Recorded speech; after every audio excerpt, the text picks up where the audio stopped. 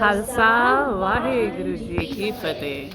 From the time of Guru Arjan Dev Ji, 5 centuries ago, to brave 20th century Sikhs like Jaswant Singh Kalra, Sikh history is filled with awe-inspiring examples of martyrs who sacrificed their lives. The time period that this book focuses on was during the Mughal rule in India. The conditions were really bad at that time. The Mughal rulers had collected a lot of power and wealth. They had become corrupt and greedy and had turned into tyrants who did wicked and evil things. They resorted to all kinds of heart-wrenching excesses on common people and denied even basic human rights, socially, economically, and religiously. This book describes so many examples of this. They would arrest common people under the pretext of false complaints and then force them to give up their religion or get killed if they didn't. They would charge unjust taxes from those who were not Muslims or those who raised voices against them. They would kidnap and hurt women and ask for bribes that many could not afford. They spread and thrived on fear and greed for rewards and had completely lost basic moral values to such an extent that even Guru Nanak Dev Ji exclaimed, "Iti maar pai karnane taki darnaya." While our book focuses on the 18th century, the Mughal atrocities lasted for several centuries.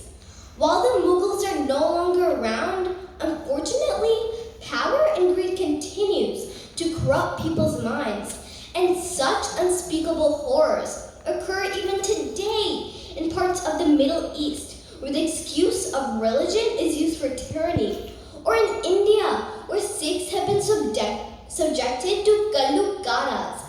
We definitely need to look out for such conditions even today.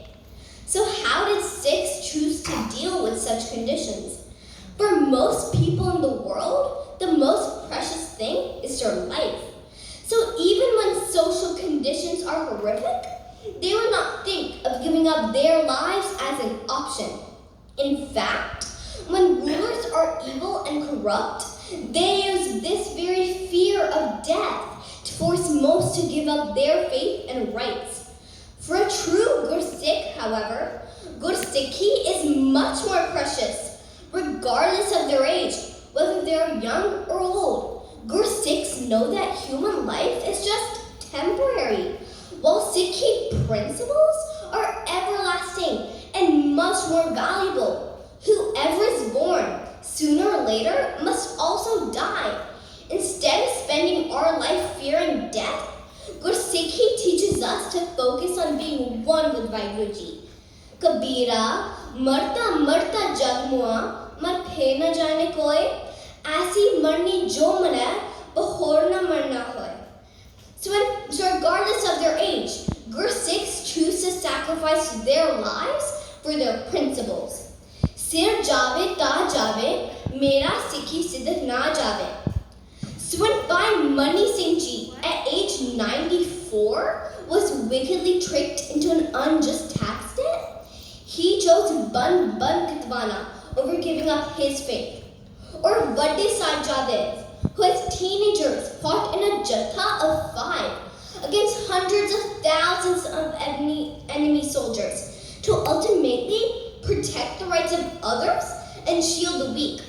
Or Chote Sajjadev, at age 6 and 8, even younger than me, did not give in to threats or scare tactics or greed, and instead chose to be bricked alive without any regrets.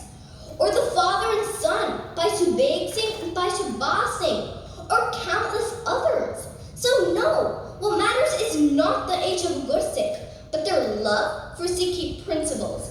Because Guruji tells them, "Jo to prem khilan ka chao, sir tar tali gargi meri aao." Before I read these 9 chapters, I was not aware of much of this history. I have learned a lot. I was very stunned when I came across a sentence that cartloads of Sikh heads were were being sent to Lahore each day. I had no idea that living conditions could be so bad. I myself would have been terrified to go through what these Sikh martyrs have gone through.